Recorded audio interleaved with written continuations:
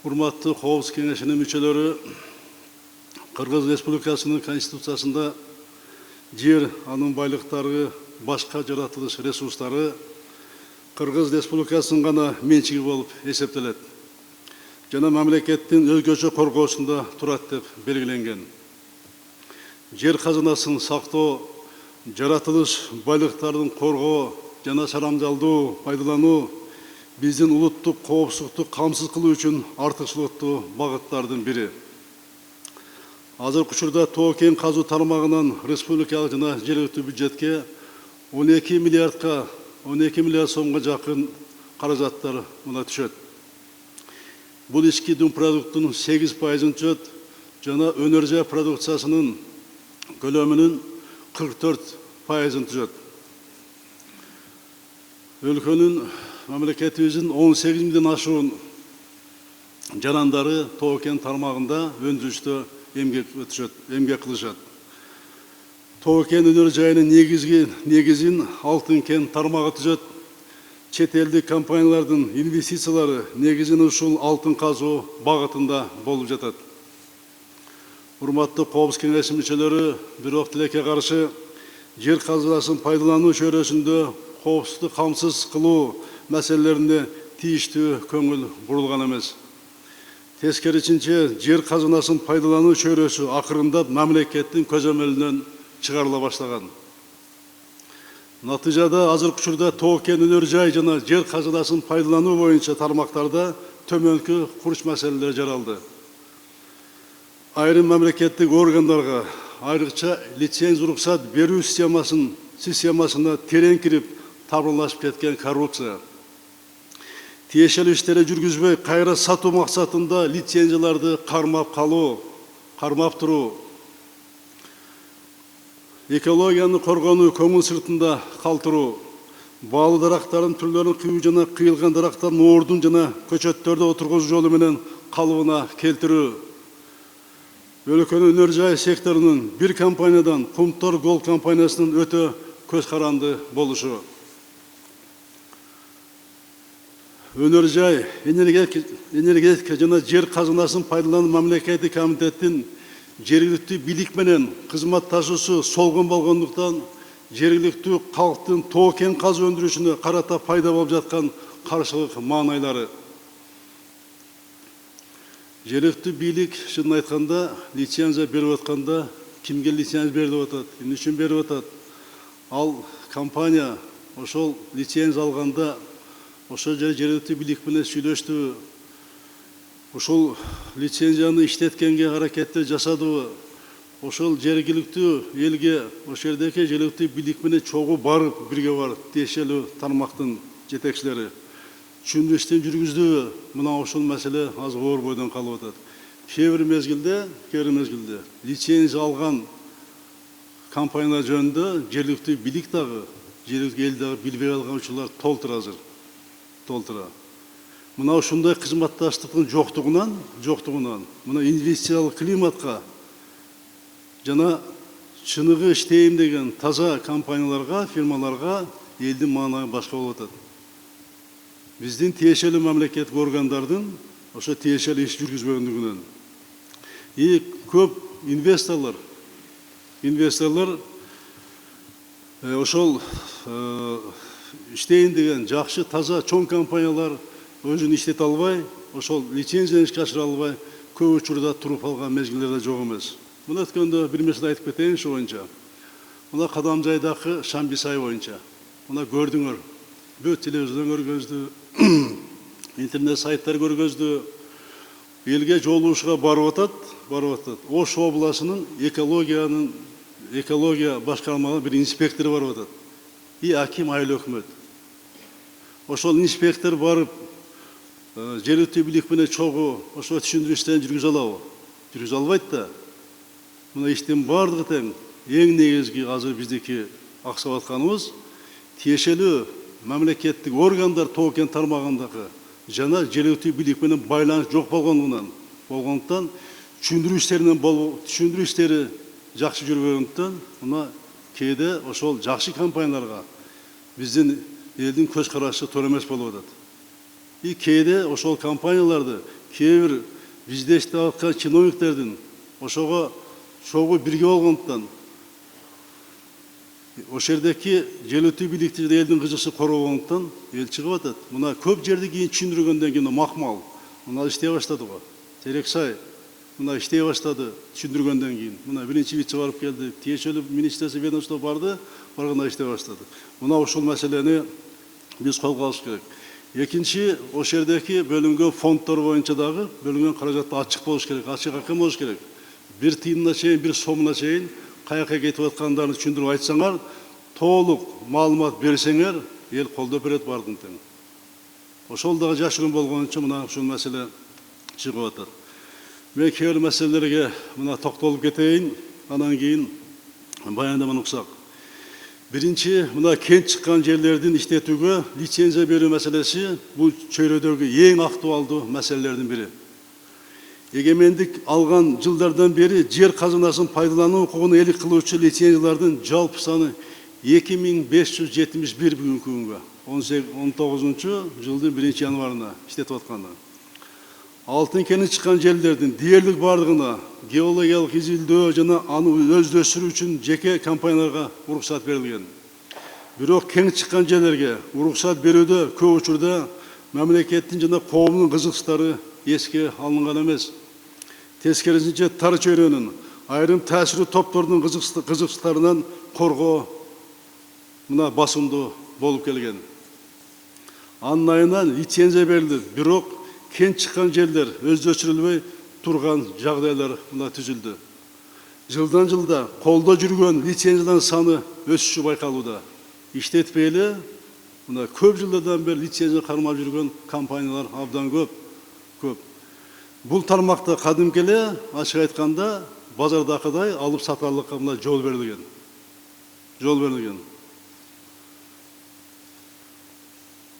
Жолун тапкандар ошол схемаларга лицензия алып сатарлык баада сатып келишкен. Мына көбүң билесиңер, бул Тоо кен тармагында иштегендердин көбү азыр кандай жашап атканын и кандай бул жерде соода саттык жүрүп атканын ачык айтыш керек, муну токтотушубуз керек мунун баарын тең. Ошон үчүн мен мына 2018 жылы лицензияны кылдат анализдеп, инвентаризация кылууну мына тапшырма бердим. Буйруса, мунун жыйынтыгында биз ачык айкынга жетишебиз. Лицензияны кармап калуу үчүн киргизилген төлөм абалды мына жакшыртууга алып келген жок. Кенди иштеткенге караганда лицензияны кармап калуу үчүн акы төлөө Тоо кен өнөр жайын өнүктүрүүгө жана кошумча инвестициялар тартууга мына ошол коррупциялык түрдө лицензия берүү практикасы тоскоол болуп жатат. Ошондуктан өкмөт терезада тиешелүү мыйзамдарга кен иштетүү тармагындагы ачыктык, адилеттик, таза тандашты камсыз кылууга зарыл болгон өзгөртүүлөрдү сунуштоосу зарыл ушуга чакырам. Муну тездеш керек. Ал өзгөртүүлөр өлкөнүн инвестициялык климатын оңдоого, инвесторлор жагымдуу шарттар түзүүгө багытталышы керек. Экинчи, жер казынасын пайдалануу жана жаратылыш ресурстарын коргоо чөйрөсүн башкарууда көйгөйлөр арбын. Жер казынасын тескеген мамлекеттик комитеттин ишине коррупциянын тереңкирип кеткени төмөндөгү факт өзү көрсөтүп турат.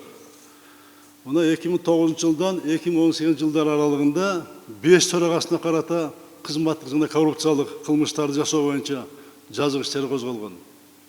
Акыркы 8 жылдын ичинде мамлекеттик комитеттин кызмат адамдарына жана жеке ишкерлерге карата 100ге жакын кылмыш иши козголгон. Булардын көпчүлүгү мамлекеттин элдин кызыкчылыгына зыян келтирген үчүн козголгон иштердин баары тең. Азыр буну дагы анализдеп жатабыз азыр. Үчүнчү, эл аралык стандарттар боюнча аккредитацияланган компаниялардан сыноо текшерүү милдеттерин аныктоого байланышкан жагдайга өзгөчө көңүл буруу керек. Атап айтсак, баалуу металлдардын курамын аныктооч үлгүнү бир компания алат. Ал эми лабораториялык изилдөөлөрдү башка компания жүргүзөт. Мында эки тараптуу жоопкерчиликти алчу тарап так аныктабайт. Жооп берген бир мекеме жок да. Жок. Бул боюнча дагы тийиштүү чечимдерди кабыл алышыбыз керек тез аранын ичинде. Бул боюнча дагы. Төртүнчү, салык жагына токтолуп кетиш керек. Салык жагын биз дүйнөлүк практиканы, тажрыйбаны баарын карап чыгыш керек. Кайсы мамлекеттерде бул салык саясат кандай? Мына менин билишимче, кээ бир жерде 15-тен 50%га чейин, 40%га чейин алган салыктар бар. А бизде азыр салыктын орточо төлөмү 8%-дан 10%га чейин түзөт. Эми түшүнүп атам, кээ бир мамлекеттерде кен байлыктарын казуу ал түз жерде өндүрүлөт. Ал жерде бүт коммуникациясы бар. Бизде бийик тоолуу райондордон өндүрүлгөн кендери бар. Мына алдыңкы тоо кен тармагынан жакшы ийгиликке жетип аткан өлкөлөрдү биз анализдеп, бул кырдаалды биз албетте өзгөртүшүбүз керек. Өзгөрүш керек. Мына көрүп атасыңар, бул боюнча дагы салыктан жашыргандар толтура. И бунун арасында биздин дагы чиновниктер бар. Мына өткөндө айтып атышат, мен суроо берип атам. Муну ачык айтыш керек. Мына лицензия жок ташып атышат. Руда ташып атат. Чоң машиналар менен. 403 километр алып барып, лицензиясы жок, бир тыйын салык төлөбөй сыртка чыгарып атышат. Эми ошол машина, ошол тоо кенден Ошко барачак, Жалал Абадка барачакты, ошо чек арагача баргачакты, ал жерде канча мамлекеттик органдар бар, канча районду басып өтөт, канча көчөдө финансылык полиция балдары иштейт ал жерде, канча ички иштер кызматкерлери бар. Баардыгы чогуу болгон үчүн мына ушундай мыйзамсыз сыртка алып чыгуу токтобой атат да. Өткөндө бирөөнү айтсам айтат, эми аны изилдеш керек деп. Мен айттым, андайды ошол кенден өндүргөн машина чыкканда бир 10 класс артынан салып койсо, 10 класс баласы келип айтып берет. Каерге барды, каерге төктү, каяктан алып ким алып чыкты барын айтып берет. Аңласа болот да. Мына ушул маселени дагы артынан салыкты төктүргөнгө, тоо кенден түшө турган бюджет көбөйткөнгө аракеттер катуу болуш керек. Бешинчи, тоо кен тармагы өнүгүшүнө тоскоолдук кылган дагы бир маселе билесиңер белгилүү. Бул биздин экономика каражат салып, кенди иштетүү тармагына келүүнүн каалаган ниет таза инвестор үчүн тоскоолдуктарынын болуп жатышы. Мына дүйнө жүзүндө жакшы компаниялар, чоң компаниялар, эгерде коррупциялык схемалар болсо, алар кетип калат. Эмне үчүн дегенде, алар өзүнүн аброюн сактаганга, ошо компаниянын тазалыгын сактаганга, өзүнүн атын сактаганга абдан аракет кылат. Андай компаниялар келбейт. Айрым учурда мына эки тоскоолдук жергиликтүү өз алдынча башка органдары дагы чет өлкөдөн келген таза инвесторлор ишти баштайлык деле пайда табыш үчүн мүмкүн болушунча ошол жагын көздөйт. Ал иштейлик да. Мына ушуларды биз токтотушубуз керек. Бундайды токтотуп, чыныгы таза инвестор биз шарт түзүп беришибиз керек. Мына кече дагы айтып кетем, макпалдын тегерегинде кандай ызычуу болду. Аны биздин эле жергиликтүү жанакы уюштуруу коррупционерлер. Элге эл түшүндү, мына тендер өттү, азыр мына 1000ге жак киши иштей баштайт, иш жүрө баштайт, салык түшөт, жумуш орун болот.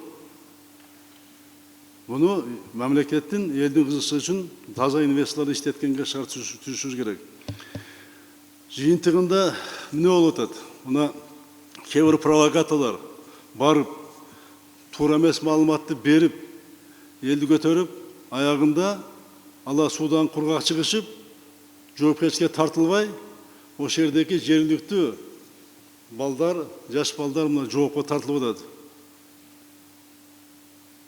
атат. Үчүн дегенде жетишерлик деңгээлде түшүндүү иштери тиешелүү мамлекеттик органдар менен аткаруу бийлигинин жана жергиликтүү органдар менен жүргүзбөгөндүгү үчүн. Экинчиси, ошол провокаторлорду укук коргоо органдары убагында чара көрбөй, чара көрбөй. Ошо провокаторларды ажыратпай, ошо элдин арасынан чыныгы акчаларды төрөмөс уюштургандарга ошого мүмкүнчүлүк берген үчүн мына ушундай болуп атат. Бу жерде укук коргоо органдары дагы алдын алуу иштерин бул боюнча жүргүзүш керек. Мына кээ бириңер туруп атасыңар, баягы маяк хатас край дегендер, мага тиешеси жок дегендер. Бардыгына тиешеси бар. Мындай абалды алдын алуу, болтуруу жана жоюу боюнча чаралар ыкчам кабыл алынып, кырдаал көзөмөлдөн чыкпашы керек.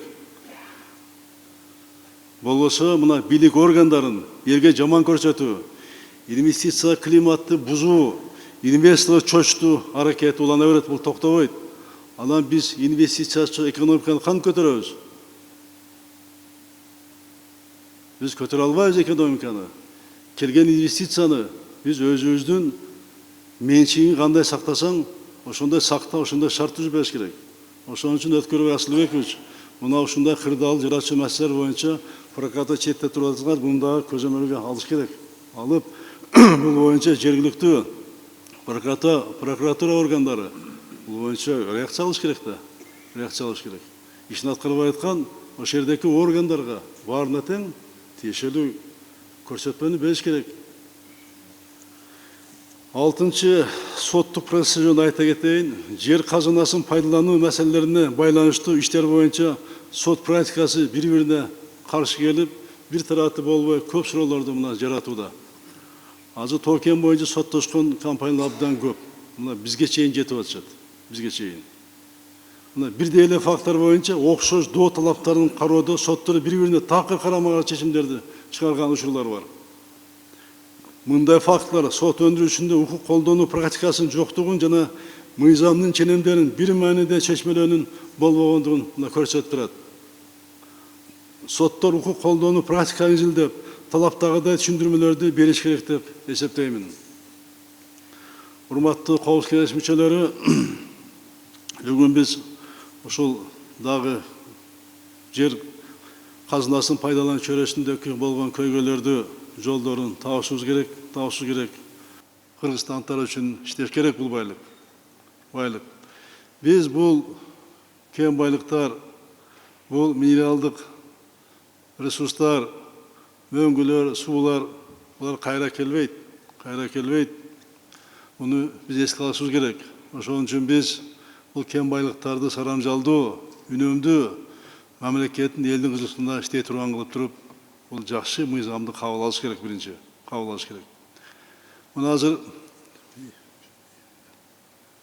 эки маселе айтылды.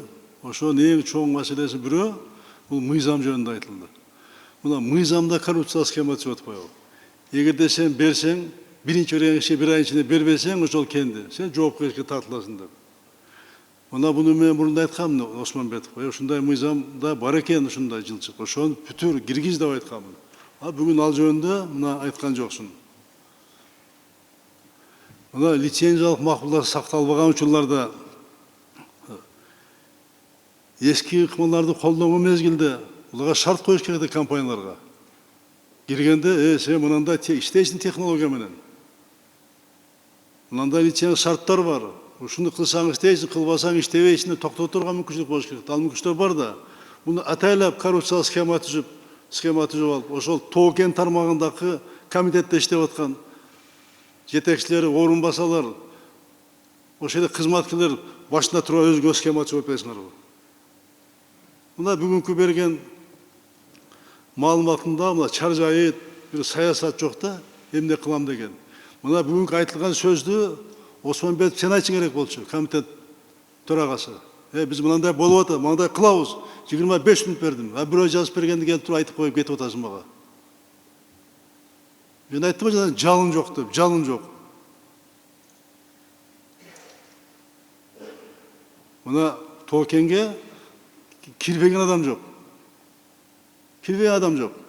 Бардыгы тең тоо кенге кирип, ошол жерден байыш, коррупциялык схемага аралашып, ошол жерден тез байып кетишкана максат көздөп жүрүшөт. Буга криминал жүрөт ал жерде, чиновниктер жүрөт. Ошону көрүп турган эл дагы айтат да, эмне үчүн мен сертификат алышым керек деп. Бул мындай кылып атса, мамлекетке зыян келтирип атса, мамлекет кызыкчылыгына, элдин кызыкчылыгына иштебей атса, тоо-кен тармагы. Эмне отуруш керек дейт да. Ошондой кырдаал сүргөн үчүн мына инвесторлорго таза, чыныгы мыкты инвесторлорго шарт түзүлбөстөн, ошол инвесторлордагы, ошол келген жанакы алып саталардын арасына теңдеп, аларга дагы мына мамлекет имиджине мына терс таасир тийгип атасыңар.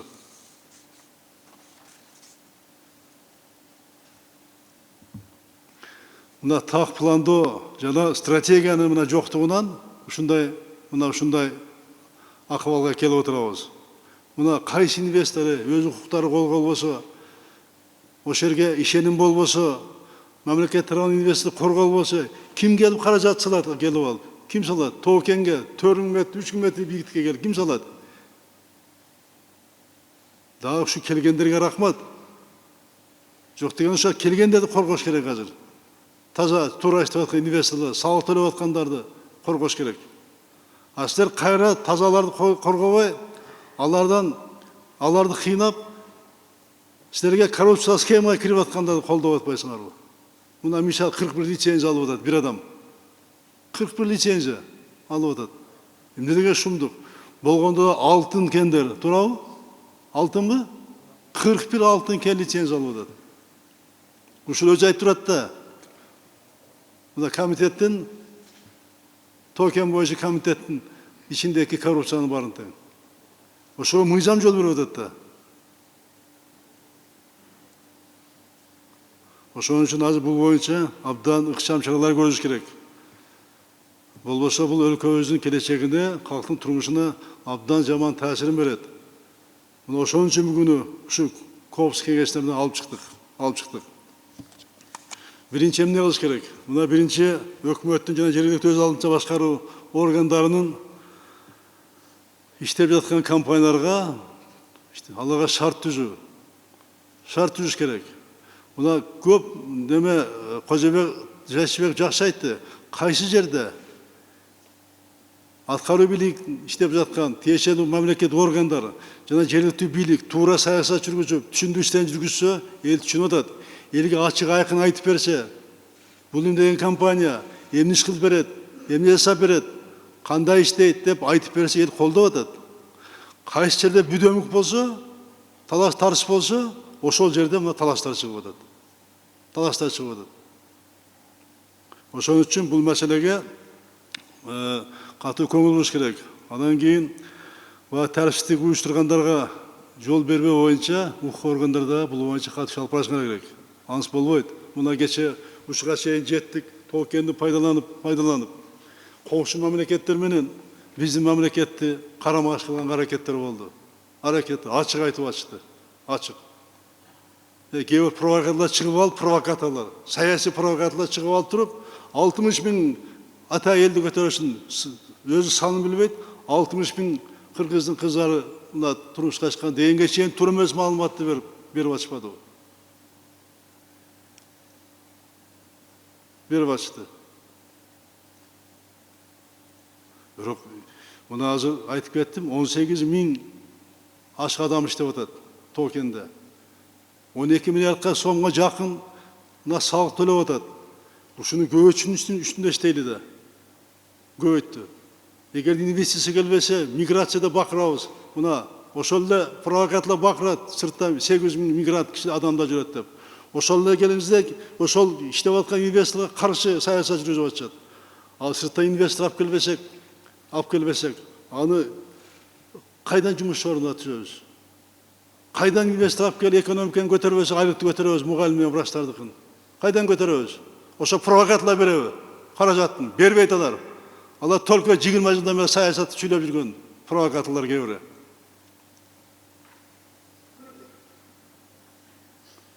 Дагы ушундайга чейин барып атышат, Шаңка кызматташтык уюмуну мына бизде болот.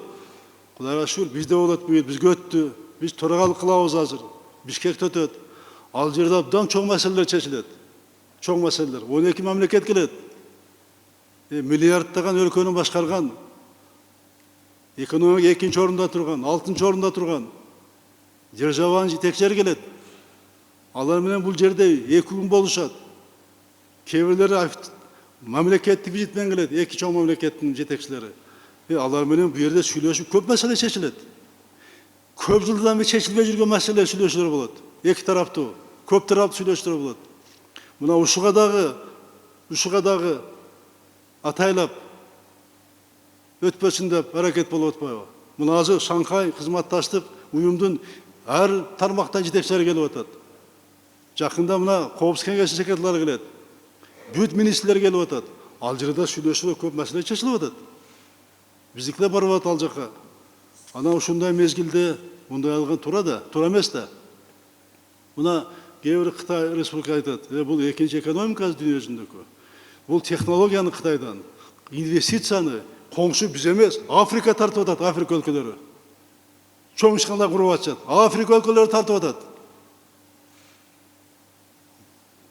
1000 километр алыс тургандар. Biz жаныбызда Кызыл Суу Кыргыз автоном обласы бар. Кытайда биз менен чектеш.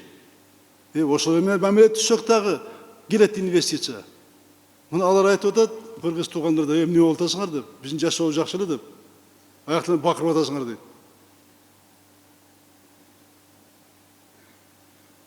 дейт. Мына бизде жакшы сөз бар. Алыскы туугандан жакынкы коңшу деген сөз бар. Ата-бабадан бекер алган эмес бул сөз.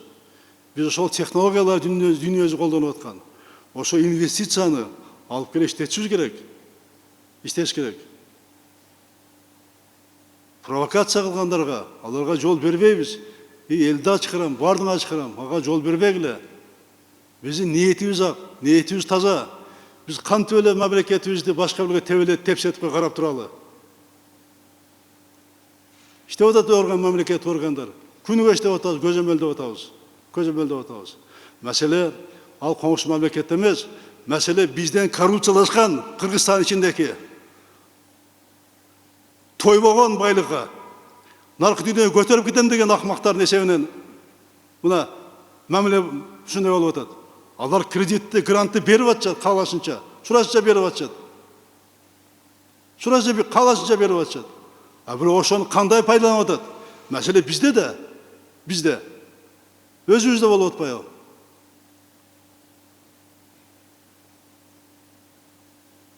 Өзүбүздө болуп атат.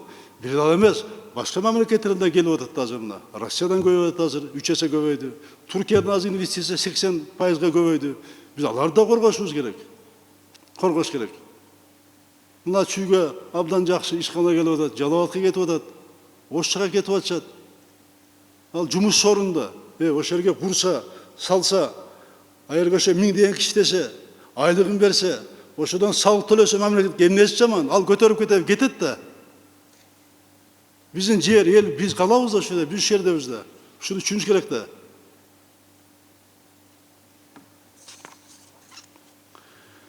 Экинчи мына Кумтор боюнча дагы ар кандай маселе болуп атат. Кумтор боюнча мен да айтышым керек дагы. Мен мына 95 депутат болуп келгенден бери көтөрүлүп атат. Легендарлы парламент кеткен. Азыр эми 3600 киши иштейт. Буга чейин келишимдер түзүлгөн.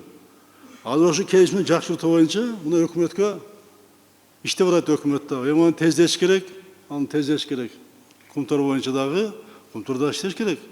8 миллиард 700 миллион сом берет. Мына берди 18-жыл.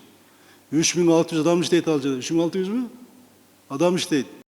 Бирок буларды дагы булар менен иштеш керек, жана келишимди тездетиш керек кийинде кошумча немелерди иштеш керек. Мына экология боюнча. Мына азыр 13 алтын кен Кумтор 8 миллиард 700 берип атат. Калган бардык алтын кен иштетип аткан эми баштап атышат. 3,5 миллиарддын тегерегинде берет. Азыр 13 чоң кендер, алтын кен иштетип аткандар. Мощностька чыга элек. 3,5 миллиардка берет. Ошон үчүн биз келген инвесторлорду биз баягы бейиш кылабыз деп тетир кылып атпайбыз мыйзам менен. Инвесторлорду коргогон үйрөнүш керек. Инвесторлорду сыйлаган үйрөнүш керек. Мына өзүңөр алып көрсөңөр, алып көрөлөчү ар бириң өзүңөр. Акчаң болсо, бир жерде инвестор айдап чыгып атса, бирөөң барып саласың акчаңды алып барып. 100 миллион доллар эмес, 100 сом алып барып салбайсыңар. Салбайт эч ким. жакшы инвесторду, туура инвесторлорду алып сата алады эмес. Дүйнөдөгү өзүнүн кадыр баркы бар инвесторлорду биз коргошубуз керек. Коргоп, аларга шарт түзүш керек. Мына жана Терексай $100 миллион, 7 миллиард пайызда инвестиция кылам деп атат. Аны ким кылат? Токенге. Ошол салык менен көтөрүлүп кетебиз.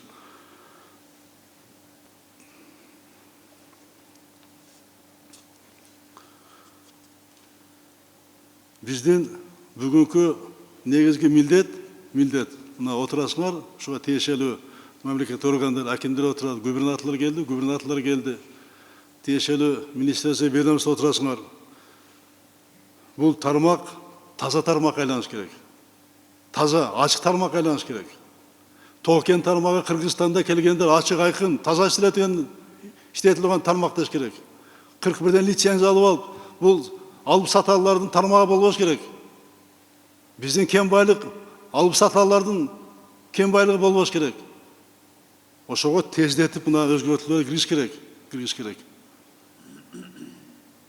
керек. Анан укук коргоо органдары боюнча айрыкча органда мыйзамсыз казып аткан бүт кен байлыктарды бөгөт коюш керек. Бардыгын билесиңер, өзүңөр чогулсуңар, тийбейсиңер. Жергиликтүү иштеп аткан милицияңдагы, ГКМдагы, прокуроруңдагы, финполицияң бардыгы билет.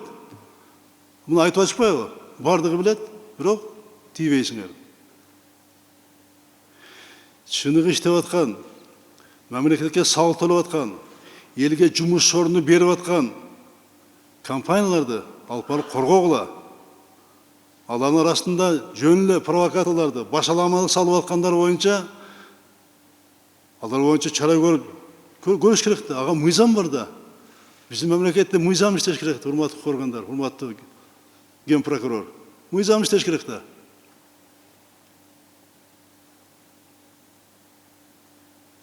Уюшкан кылмыш топтордун токен тармагына киришкенин токтош керек. Мына кара кечени угуп атам, көп нерсени угуп атам. Бардыгын билесиңер. Бүт бардыгын билесиңер.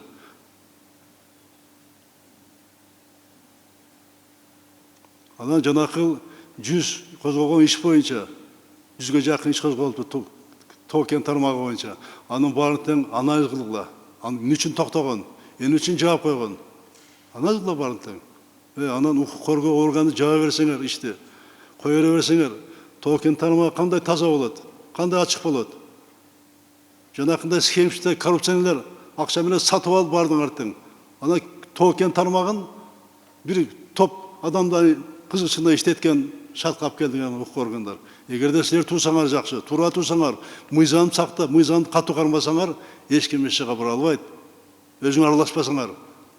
Өзүң аралашып кийин шерменде болуп атпайсыңар. Буга бөгөт коюш керек.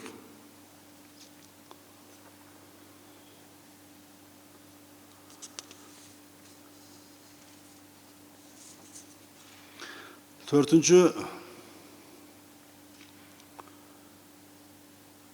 бардыгына тең бирден мамиле болуш керек. Айрыкча Мухат Казжикевич ошол комитеттин жер казынасы пайдалануучу жетекчилерин, стат секретарын, орун басарын, управление отдел, адиске уборщица сезилдеп чыккыла. Мына 5 ой камалды, азырда 4-чү келип атат, азырда келип алып 4 айдан бери иштеп атат, жакшы сунушун бере албайт. Значит, ал жерде адистер жакшы эмес да. Ушуга чейин жетип калып мен угуп атам, компаниялар отчет тапшырбайт экен ал жерде. Ошол жерде отурган адистер акчасын алат экен дагы, отчет жазып тапшырып коет экен. Эмне деген мамлекеттик бийлик ал? Менчик компаниянын ордуна отчет жазып отурса, анан ошол мамлекеттин элдин кызыкчылыгын коргой ошол адистер, ошол жетекчилер. Коргобойт аны баары тең. Ал ошол жердеги отурган компаниянын өкүлдөрү. Алар айлык алат ошондон иштейт. Жана туура айтты Кожобек Жайчыбекович. Бирок алат кумтордон, бирок алтын кенден алат дейт. Алат. Анан алар кантип мамлекет кызыкчылыгын коргойт? Ошонун баарын анализ кылыш керек. Муну азыр ошонун жыйынтыгын мына көрдүңөр. Эгерде айтса Жилалиевке алда токтотот эле да жакшы адистер болсо. 3төн 2си кетиптир. Муну азыр айтып атат. 404 алтын кен лицензия берилген. 401 400 600 қанша? Қанша? 441. 441 мына лицензия. Ошон 10% бір киши көріп қойышқан. Бұны анализге де барын тең. Анан экологиялық мәселе бойынша дағы, бұға дағы көңіл бұрыш керек. Бирок бұны да саясат қылбаш керек.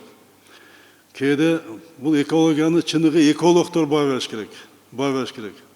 Кейде жерлерде өзүнчө экологтор чыгып алат саясатта ашырган.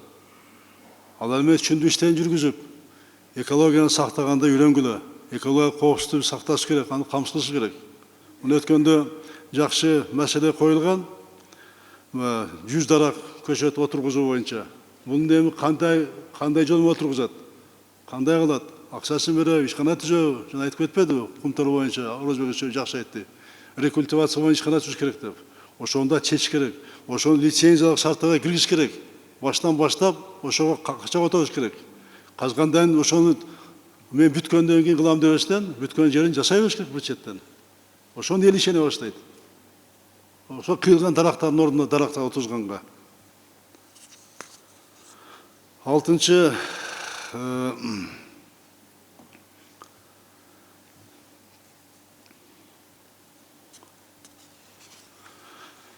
мындан тышкары мына бардык мамлекеттерде иштетүүгө берилген кендерде мамлекет үлүшү болот, үлүштөрү бар. А бизде бүт эле эрештип келип өз үлүшүн алып атпайбы? Мына 41ден менчик кылып алып. Мамлекет үлүшүн ошону киргизиш боюнча мында мыйзам караш керек. Карабасаңар болбойт. Мамлекеттин үлүшү болуш керек. Үлүш болгон деген ал элдин үлүшү болот. Ошону жергиликтүү бийликке берсе, алар чоң эл менен аны иштете берет. Зато дивидендтерин төлөй берет. Жергиликтүү бийлик дагы, жергиликтүү эл дагы ушу тоо кенде иштеп жаткан, тоо кендеги болгон байлык иштеткенге жергиликтүү эл дагы кызыктар боло тургандай шарт түзүш керек. Алар кызыктар болуш керек, четтетпей. Ошондой мыйзамдар кабыл алып, ошондой жанакыл тоо кен тармагы иштей турган келген компанияларга ошондой шарттарды коюш керек. Анан мына жерде жергиликтүү бийликтин өкүлдөрү отурасыңар, тоо кенден түшкөн мына жергиликтүү бийликке да түшүп атат да, саткалга түшүп атат, айрыкча тоолор өндүргө түшүп атат. Жакшы өзгөрүүлөр бар. Мен былтыр барганда, Чаткалга барганда абдан жолдор салынып, бала бакчалар салынып, больницалар салынып атат. Ошол жерде көпүрөлөр салынып атат, жолдор асфальттанып атат. Эл эле социалдык объектте карабастан бул да мүмкүнчүлүк болуп турганда кайра иштетүүнү жайын койгула. Ошол элге кайра пайда келе турган ишканаларды кургула. Жумуш орун боло турган, ошол айлык төлөй турган, кайра бюджетке акча келе турган ишканаларды түзгөндү үйрөнгүлө. Ошо фонддогу акчаны саламжалдуу, анан пайда келе турган деп болуп, жергиликтүү бюджетке акча келе турган, республика бюджетке каражат келе турган ишканаларды салган үйрөнгүлө. Бир эле аймакта өнүктүрүү дегенде мамлекет карап отурбастан, Россия Кыргыз фонду берет, Айыл банк берет, же СК банк берет, же дагы бирөө келип салып берет дебей эле.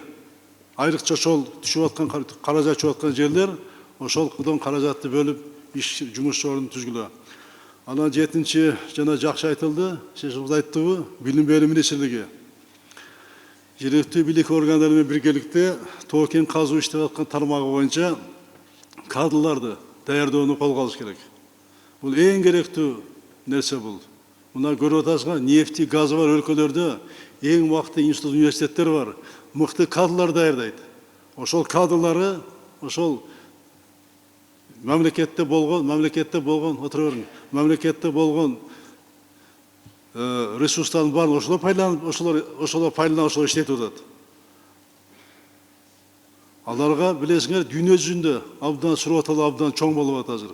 Биз дагы улуттук кызыкчылыкты коргош үчүн, байлыкты саламжалап пайдалануу үчүн кадрларды даярдай башташ керек, адестерди даярдаш керек, грантовый орундарды бериш керек. Мына Россияда, Казакстанда билесиңер, аларда даярдаган специалисттер чет өлкөдө иштеп атат. Мына бизде Союзда даярдаган специалисттер, адистер азырында сыртта иштеп атпайбы? Тоо кенде иштеп атышат. Ошон үчүн мектепти бүткөндөн баштап айрыкча алыскы бийик тоол районунда окугу. Кем байлыктар бар. Жанакыл бүт ресурстар иштетип аткан жерлерден кадрлар даярдагенге буга жакшы көңүл бургула. Биз жаңы технологияда үйрөнгөн, мамлекетке күйгөн, кесипке кадрлар даярдап алсак, иштермандар даярдап алсак, мына ошолор бизге жаңы технологияны алып келет, жаңы дем алып келет. Даярдашабыз. Бул биздин бул улуттук кызыкчылыктардын бири бул дагы. Анан 8-нчиси биз атамекендик бизнесмендерге дагы шарт түзүш керек. Бизге келген компанияларга, өндүрүүчүлөргө айтыш керек. Бизде өндүрүлүп аткан кандай продукция болбосун, алар сыртынан алып келбей, бизден сатып алыш керек. Мына буну дагы ошо лицензиялык шарттарга киргизиш керек, бардын тең. Киргизиш керек. Тамак ашты сыртынан алып келбеш керек. Тамак аш бизде бар, бизден аласың деп. Бизде өндүрүлгөн курулуш материалдар бар. Аны сыртынан алып келбей, бизден аласың деген шарттарды коюш керек, бардын тең. Биз өзүбүздөгү ички өндүрүүчү дагы ушун эсебинен өндүрүш керек. Буга канча миллиард деген каражаттар жумшалат. Ошо курулуштарга. Ушунун бардын тең Жолдош Осмонбетов баарын ошол жанакы немеге киргизиш керек, барды киргизип, аларды дагы биздин экономика иштеш керек, ташып кете бербестен бардыгын.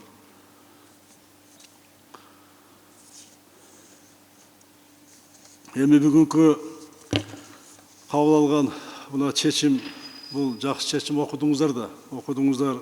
Бул биздин улуусубузду коргоо үчүн ишке ашырылган чечим. Ошол чечимди карасаңыздар, ошол жерде абдан жакшы жазылган. Ал боюнча кандай сунуштар бар? Сунуштар болсо айтсаңыздар, бирок дагы айтып кетем. Мен азыр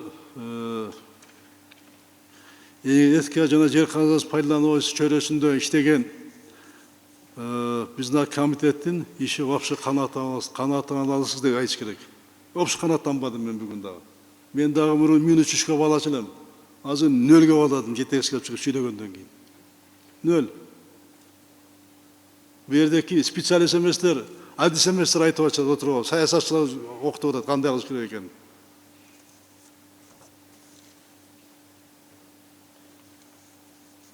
Анан баарын тең карап чыгыш керек, булардын. Карап чыгып, 4 ай иштеп тур, мына кыска убакыт буга дагы берип, буларды антпесек болбойт.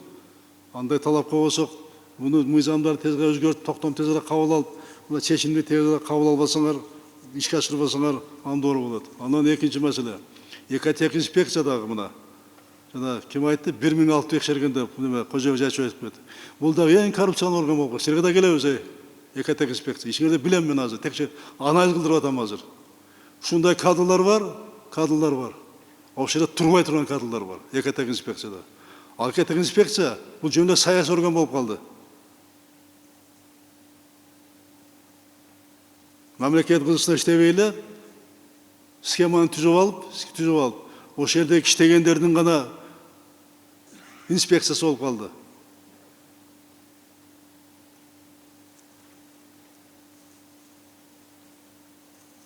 Буларды дагы биз карап чыгыш керек. Карабасаңар болбойт экотех инспекциясында. Мына бүгүн ачык айтылды. 1600 текшерүүдөн бир жыйынтык жок. Жыйынтык болуш керек да.